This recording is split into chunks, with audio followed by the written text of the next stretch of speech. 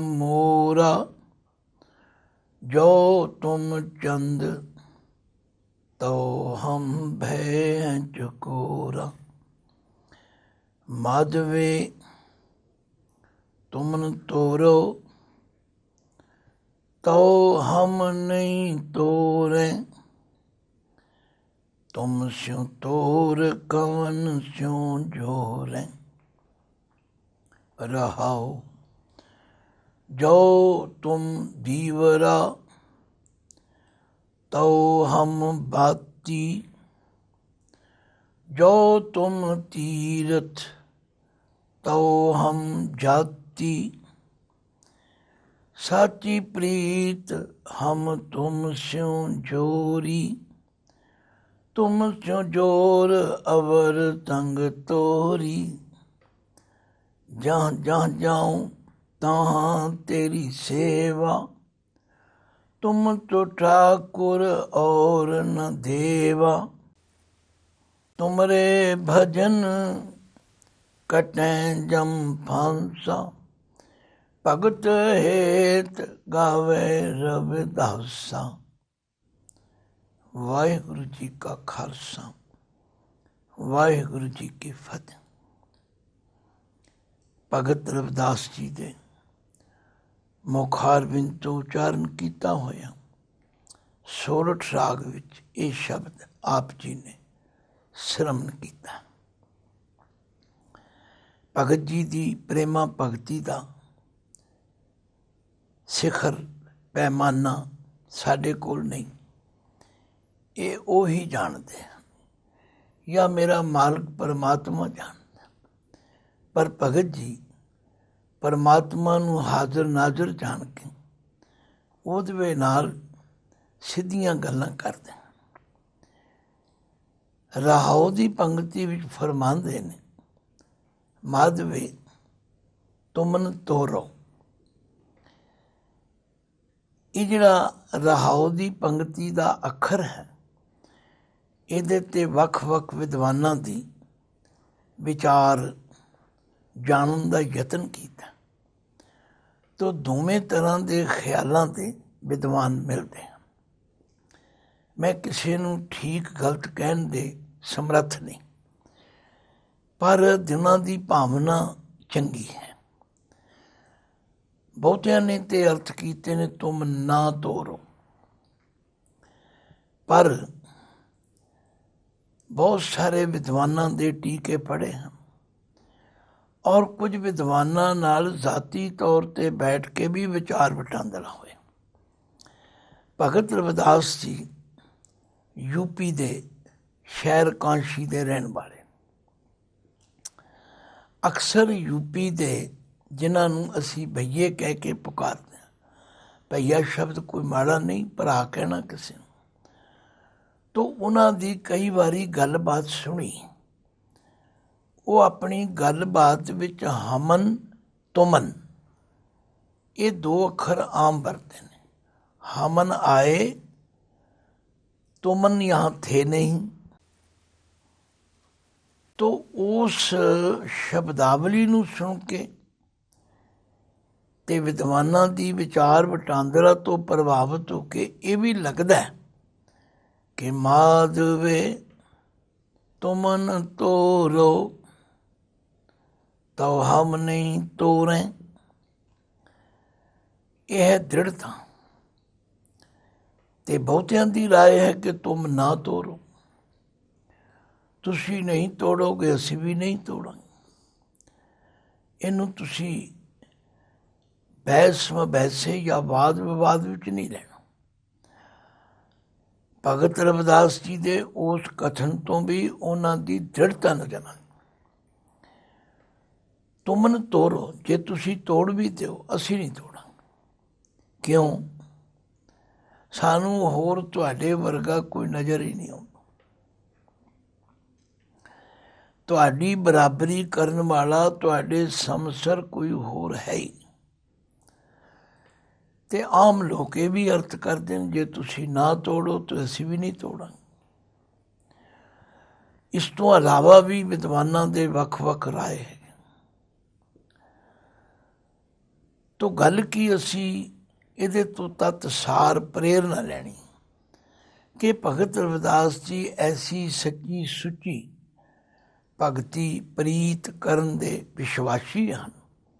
ਹੇ ਵਾਹਿਗੁਰੂ, ਸਾਨੂੰ ਸਮਝ ਨਹੀਂ ਆਉਂਦੀ ਕਿ ਤੁਮ ਸਿਉ ਤੋਰ ਕਵਨ ਤਿਉ ਜੋਰੈ, ਤੁਹਾਡੇ ਨਾਲੋਂ ਤੋੜ ਕੇ ਕਿਹਦੇ ਨਾਲ ਜੋੜੀ। ਜਿਵੇਂ ਕਿ ਬਾਣੀ ਵਿੱਚ ਜਗ੍ਹਾ ਜਗ੍ਹਾ ਤੇ ਆਖੇ ਤੁਧ ਬਿਨ ਦੂਜਾ ਨਾਹੀ ਕੋਏ, ਤੂੰ ਕਰਤਾਰ ਕਰੈ ਸੋ ਹੋਏ, ਤੇਰਾ ਜ਼ੋਰ ਤੇਰੀ ਮਨ ਟੇਕ, ਸਦਾ ਸਦਾ ਜਪ ਨਾਨਕ ਏਕ।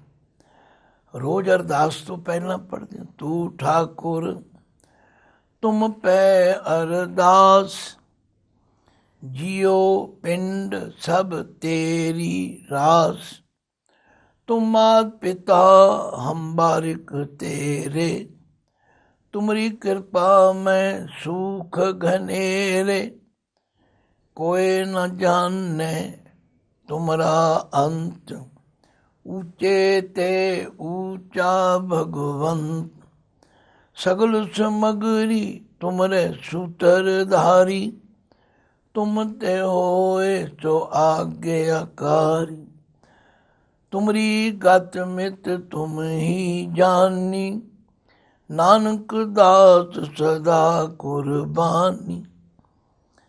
ਤੁਹਾਡੇ ਵਰਗਾ ਹੋਰ ਕੋਈ ਹੈ ਨਹੀਂ, ਇਸ ਲਈ ਤੁਹਾਡੇ ਤੋਂ ਤੋੜ ਕੇ ਕਿਸੇ ਨਾਲ ਕਿਹਦੇ ਨਾਲ ਜੋੜਾਂਗੇ। ਸਾਰੀ ਗੁਰਬਾਣੀ ਇਹੋ ਹੀ ਗੱਲ ਸਮਝਾ ਰਹੀ ਕਿ ਰਾਖਾ ਏਕ ਹਮਾਰਾ ਸੁਆਮੀ, ਸਗਲ ਘਟਾਂ ਕਾ ਅੰਤਰ ਜਾਮੀ, ਉਠਤ ਸੁਖੀਆ ਬੈਠਤ ਸੁਖੀਆ, ਭਉ ਨਹੀਂ ਲਾਗੈ ਜਾਂ ਐਸੇ ਬੁਝੀਆ, ਰਾਖਾ ਏਕ ਹਮਾਰਾ ਸੁਆਮੀ, ਸਗਲ ਘਟਾਂ ਕਾ ਅੰਤਰ ਜਾਮੀ, सोए अचिंता जागे अचिंता, जहाँ कहाँ प्रभ तू बरतंता, कर सुख वसया बाहर सुख पाया, कहो नानक गुर मंत्र दृढ़ाया।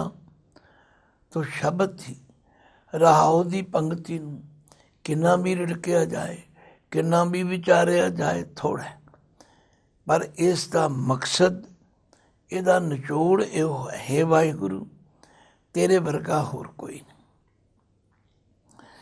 ਤੇ ਤੇਰੇ ਨਾਲੋਂ ਪ੍ਰੀਤੀ ਛੱਡ ਕੇ ਤੋੜ ਕੇ ਕਿਸੇ ਹੋਰ ਨਾਲ ਕਿਵੇਂ ਜੋੜੀਏ, ਕਿਉਂ ਜੋੜੀ। ਤਾਂ ਫਿਰ ਭਗਤ ਜੀ ਕਹਿੰਦੇ ਤਉ ਤੁਮ ਗਿਰਵਰ ਤਉ ਹਮ ਮੋਰਾ। ਅਖਰੀ ਅਰਥ ਕੋਈ ਬਹੁਤੇ ਔਖੇ ਨਹੀਂ।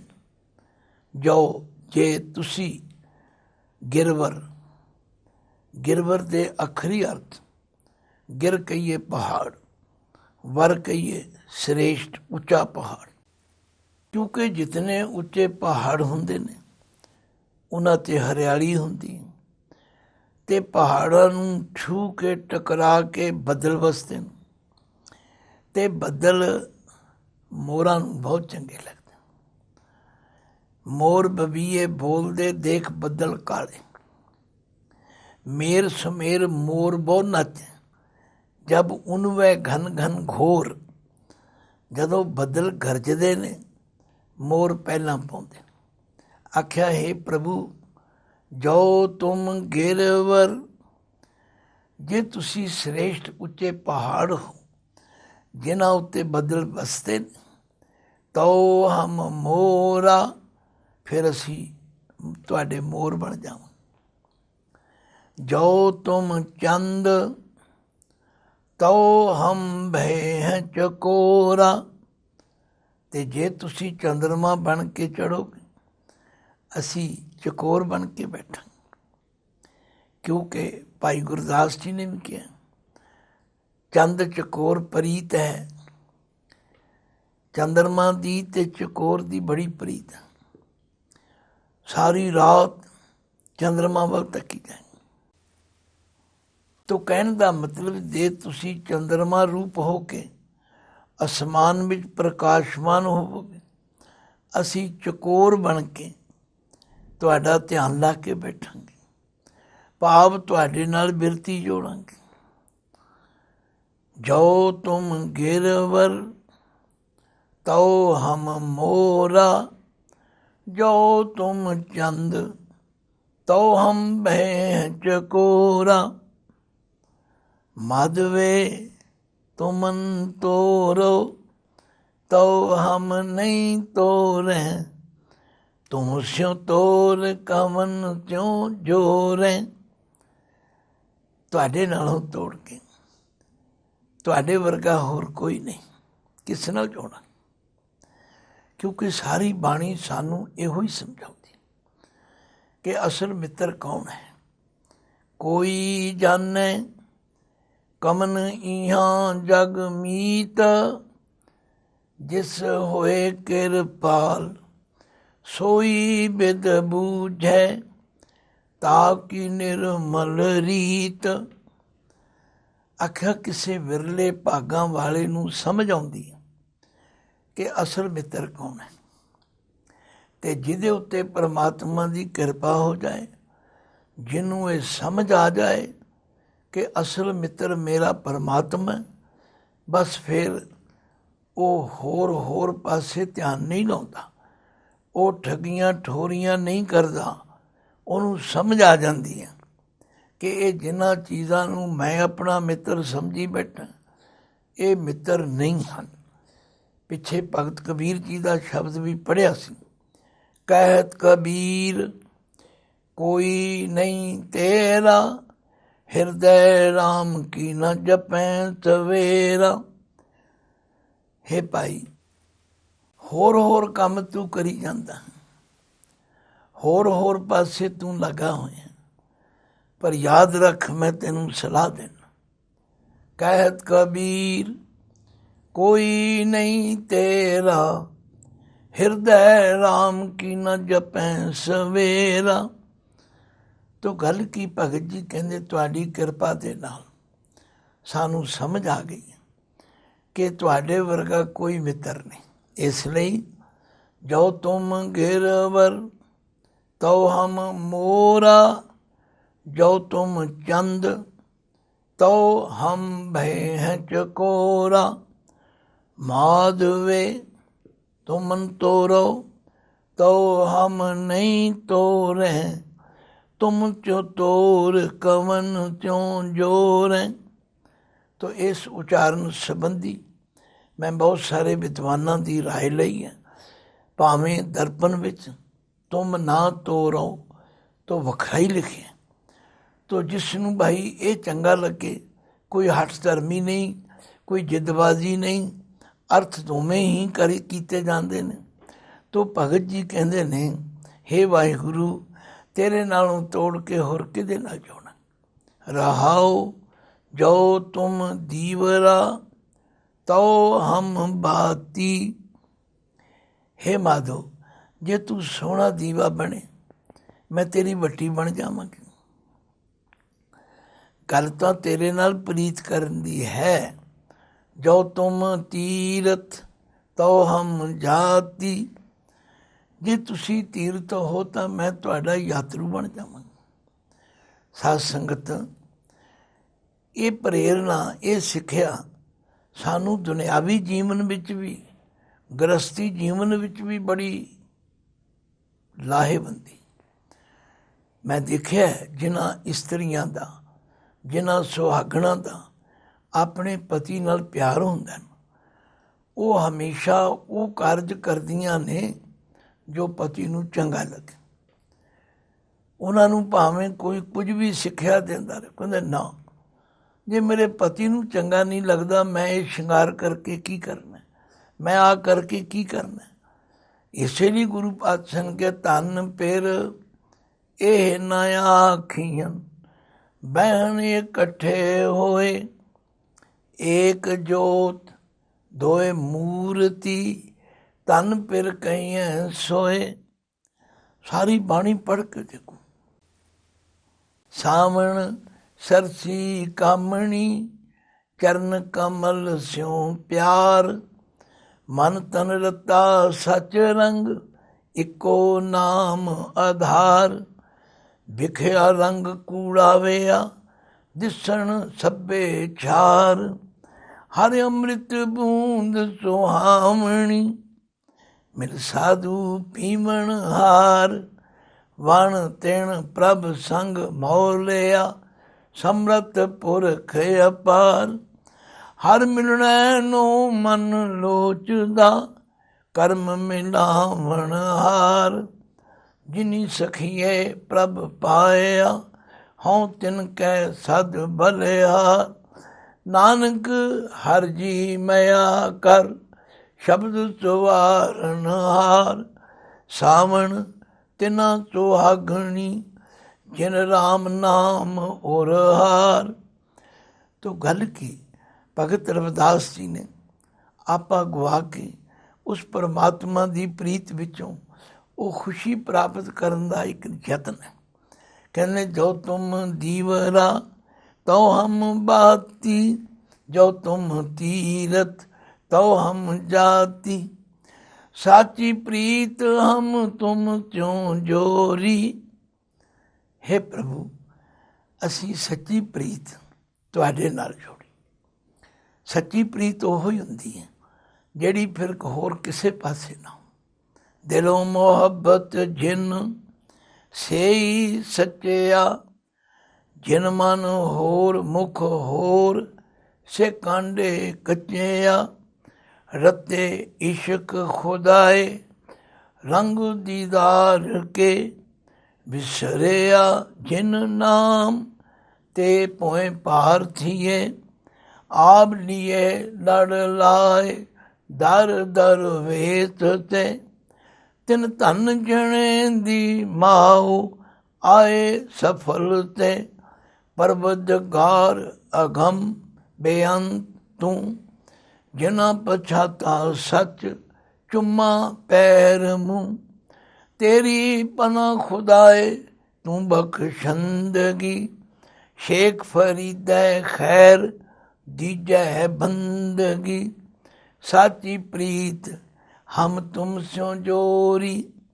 ਤੁਮ ਸਿਉ ਜੋਰ ਅਵਰ ਸੰਗ ਤੋਰੀ। ਤੁਹਾਡੇ ਨਾਲ ਜੋੜ ਕੇ ਅਸੀਂ ਹੋਰ ਸਭ ਚੀਜ਼ਾਂ ਨਾਲ ਆਪਣੀ ਪ੍ਰੀਤ ਤੋੜ ਲਈ। ਤੋ ਭਗਤ ਜੀ ਬੜੇ ਪਿਆਰ ਵਿੱਚ ਆ ਕੇ ਕਹਿੰਦੇ, ਹੇ ਪ੍ਰਭੂ, ਮੇਰੀ ਤੇ ਇਹੋ ਅਰਦਾਸ ਹੈ, ਜਾਂ ਜਾਂ ਜਾਉ ਤਾਂ ਤੇਰੀ ਸੇਵਾ। ਥੋੜ੍ਹਾ ਥੋੜ੍ਹਾ ਵਿਦਵਾਨਾਂ ਦੇ ਅਰਥ ਕਰਨ ਵਿੱਚ ਅੰਤਰ ਤੇ ਆ ਹੀ ਜਾਂਦਾ। ਇੱਕ ਤਾਂ ਉਚਾਰਨ ਦੀ ਗੱਲ ਵੀ ਧਿਆਨ ਵਿੱਚ ਰੱਖੋ। ਆਮ ਪ੍ਰੇਮੀ ਇਸ ਨੂੰ ਜੈ ਜੈ ਪੜ੍ਹਦੇ ਨੇ, ਜਦੋਂ ਕਿ ਇਸ ਦਾ ਉਚਾਰਨ ਜੈ ਨਹੀਂ ਹੋਣਾ ਚਾਹੀਦਾ, ਇਹ ਹੈ ਜਾਂ। ਕਿਉਂਕਿ ਜਦੋਂ ਹਾਹੇ ਨੂੰ ਕੰਨਾਂ ਲੱਗ ਜਾਏ ਫਿਰ ਪੜ੍ਹਿਆ ਜਾਏਗਾ ਜਾਂ।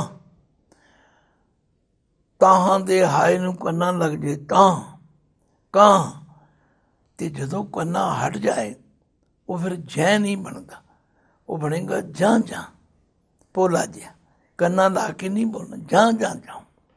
ਹੇ ਵਾਹਿਗੁਰੂ, ਮੇਰੀ ਅਰਦਾਸ ਹੈ, ਮੈਂ ਜਿੱਥੇ ਵੀ ਜਾਵਾਂ, ਜਿਹੜੇ ਜਨਮ ਵਿੱਚ ਵੀ ਜਾਵਾਂ, ਤਥਾ ਮੈਂ ਜਿੱਥੇ ਵੀ ਜਾਂਦਾ ਹਾਂ, ਮੈਂ ਸਭ ਜਗ੍ਹਾ ਤੁਹਾਡੀ ਹੀ ਸੇਵਾ, ਤੁਹਾਡਾ ਹੀ ਸਿਮਰਨ, ਤੁਹਾਡਾ ਹੀ ਨਾਮ, ਤੁਹਾਡਾ ਹੀ ਜਸ ਸੁਣਦਾ। ਕਿਉਂਕਿ ਜਾਂ ਜਾਂ ਜਾਉ ਤਾਂ ਤੇਰੀ ਸੇਵਾ, ਤੁਮ ਚੋ ਠਾਕੁਰ ਔਰ ਨ ਦੇਵਾ। ਤੁਹਾਡੇ ਵਰਗਾ ਹੋਰ ਕੋਈ ਠਾਕੁਰ, ਕੋਈ ਮਾਲਕ ਨਹੀਂ, ਤੁਹਾਡੇ ਵਰਗਾ ਹੋਰ ਕੋਈ ਪ੍ਰਕਾਸ਼ ਰੂਪ ਨਹੀਂ।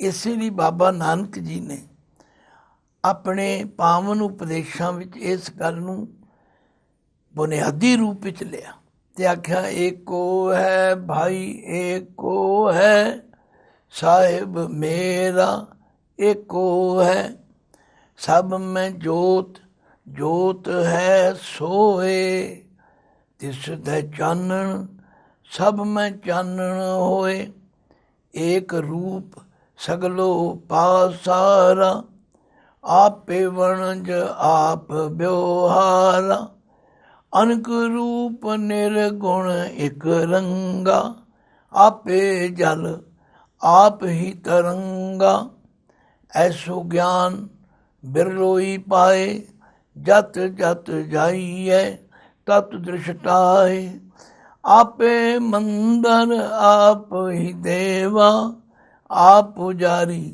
आपे सेवा, आपे जोग आप ही जुगता, नानक के प्रभ सद ही मुक्ता, जहाँ जहाँ जाऊँ तहाँ तेरी सेवा, तुम तो ठाकुर और न देवा।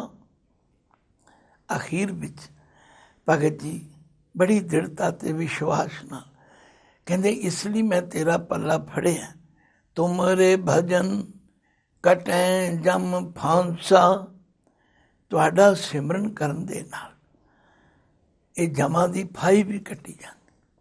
ਹੋਰ ਕਿਸੇ ਦੇਵੀ ਦੇਵਤੇ ਦੀ ਪੂਜਾ ਕਰਨ ਨਾਲ ਇਹ ਕਾਰਜ ਨਹੀਂ ਹੋ ਸਕਦਾ। ਇਹ ਸਾਰੀਆਂ ਸ਼ਕਤੀਆਂ ਤੁਹਾਡੇ ਵਿੱਚ ਹੀ। ਇਸੇ ਲਈ ਸਾਰੀ ਗੁਰਬਾਣੀ ਸਾਨੂੰ ਇਹੋ ਹੀ ਮੱਤ ਦਿੰਦੀ, ਭਾਈ ਇੱਕ ਪਰਮਾਤਮਾ ਨਾਲ ਜੁੜੋ, ਉਸ ਪਰਮਾਤਮਾ ਵਰਗਾ ਹੋਰ ਕੋਈ ਨਹੀਂ। ਆਖਾਂ ਜੀਵਾਂ ਵਿਸਰੈ ਮਰ ਜਾਉ, ਆਖਣ ਔਖਾ ਸੱਚਾ ਨਾਉ। ਆਖਿਆ ਜਦੋਂ ਸੱਚੇ ਨਾਮ ਦੀ ਭੁੱਖ ਲੱਗ ਜਾਏ, ਹੋਰ ਸਾਰੀਆਂ ਭੁੱਖਾਂ ਮਿਟ ਜਾਂਦੀਆਂ। ਤੋ ਤੁਮਰੇ ਭਜਨ ਕਟੈ ਜਮ ਫਾਂਸਾ, ਭਗਤ ਹੇਤ ਗਾਵੇ ਰਵਿਦਾਸਾ। ਆਖਿਆ ਹੈ ਵਾਹਿਗੁਰੂ, ਤੇਰੇ ਵਰਗਾ ਕੋਈ ਦੇਵ, ਤੇਰੇ ਵਰਗਾ ਕੋਈ ਮਾਲਕ, ਤੇਰੇ ਵਰਗਾ ਕੋਈ ਸ਼ਰਨ ਆਇਆਂ ਦੀ ਲਜਪਤ ਰੱਖਣ ਵਾਲਾ ਹੈ ਹੀ ਨਹੀਂ। ਇਸ ਲਈ ਮੈਂ ਤਾਂ ਭਗਤੀ ਹੇਤ ਪ੍ਰੇਮ ਦੇ ਨਾਲ ਤੁਹਾਡਾ ਗੁਣ ਗਾਇਨ ਕਰਦਾ, ਤੁਹਾਡਾ ਸਿਮਰਨ ਕਰਦਾ, ਤੁਹਾਨੂੰ ਯਾਦ ਕਰਦਾ। ਕਿਉਂਕਿ ਜੇਵਾ ਏਕ ਕਮਨ ਗੁਣ ਕਹੀਐ, ਬੇਸ਼ੁਮਾਰ ਬੇਅੰਤ ਸੁਆਮੀ, ਤੇਰੋ ਅੰਤ ਨ ਕਿਨਹੀ ਲਹੀਐ। ਭਗਤ ਜੀ ਨੇ ਹੋਰ ਵੀ ਕਈ ਜਗ੍ਹਾ ਬੜੇ ਪਿਆਰ ਵਿੱਚ ਆ ਕੇ ਆਖਿਆ ਹੈ, ਵਾਹਿਗੁਰੂ ਹਉ ਬਲ ਬਲ ਜਾਉ ਰਮਈਆ ਕਾਰਨੇ, ਕਾਰਨ ਕਵਨ ਅਬੋਲ। ਅਸੀਂ ਤੇ ਕਦੇ ਨਹੀਂ ਆਖਿਆ, ਤੁਸੀਂ ਕਿਉਂ ਨਹੀਂ ਬੋਲਦੇ, ਪਰ ਇਹ ਭਗਤ ਜੀ ਦੀ ਪ੍ਰੀਤ ਹੈ। ਮੈਂ ਕਈ ਵਾਰੀ ਕਹਿਣਾ, ਘਰ ਵਿੱਚ ਕੋਈ ਪਰਿਵਾਰ ਦਾ ਮੈਂਬਰ ਨਾ ਬੋਲੇ, ਸਾਰੇ ਪਰਿਵਾਰ ਨੂੰ ਫਿਕਰ ਹੋ ਜਾਂਦਾ, ਸਾਰੇ ਪੁੱਛਣ ਲੱਗ ਪੈਂਦੇ, ਪਾਪਾ ਜੀ ਤੁਸੀਂ ਬੋਲਦੇ ਕਿਉਂ ਨਹੀਂ। ਭਗਤ ਜੀ ਨੇ ਰੱਬ ਨਾਲ ਇਸ ਤਰ੍ਹਾਂ ਗੱਲਾਂ ਕੀਤੀਆਂ ਨੇ, ਹਉ ਬਲ ਬਲ ਜਾਉ ਰਮਈਆ ਕਾਰਨੇ, ਕਾਰਨ ਕਵਨ ਅਬੋਲ। ਬਹੁ ਜਨਮ ਬਿਛੜੇ ਥੇ ਮਾਧੋ, ਇਹ ਜਨਮ ਤੁਮਾਰੇ ਲੇਖੇ, ਕਹਿ ਰਵਿਦਾਸ ਆਸ ਲਗ ਜੀਮੋ, ਚਿਰ ਭਇਓ ਦਰਸ਼ਨ ਦੇਖੇ। ਤੋ ਸਾਰਾ ਸ਼ਬਦ ਇੱਕ ਵਾਰੀ ਫਿਰ ਪਿਆਰ ਨਾਲ ਸੁਣੋ। ਜੋ ਤੁਮ ਗਿਰਵਰ ਤਉ ਹਮ ਮੋਰਾ, ਜੋ ਤੁਮ ਚੰਦ ਤਉ ਹਮ ਭਏ ਹੈ ਚਕੋਰਾ, ਮਾਧਵੇ ਤੁਮ ਨ ਤੋਰੋ ਤਉ ਹਮ ਨਹੀਂ ਤੋਰੇ, ਤੁਮ ਚੋ ਤੋਰ ਕਵਨ ਚੋਂ ਜੋਰੇ। ਰਹਾਉ ਜੋ ਤੁਮ ਦੀਵਰਾ ਤਉ ਹਮ ਬਾਤੀ, ਜੋ ਤੁਮ ਤੀਰਥ ਤਉ ਹਮ ਜਾਤੀ, ਸਾਚੀ ਪ੍ਰੀਤ ਹਮ ਤੁਮ ਸਿਉ ਜੋਰੀ, ਤੁਮ ਚੋ ਜੋਰ ਅਵਰ ਸੰਗ ਤੋਰੀ। ਜहाँ जहाँ जाऊँ तहाँ तेरी सेवा, तुम तो ठाकुर और न देवा, तुमरे भजन कटै जम फांसा, भगत हेत गावे रविदासा। वाहिगुरु जी का खालसा, वाहिगुरु जी की फतेह।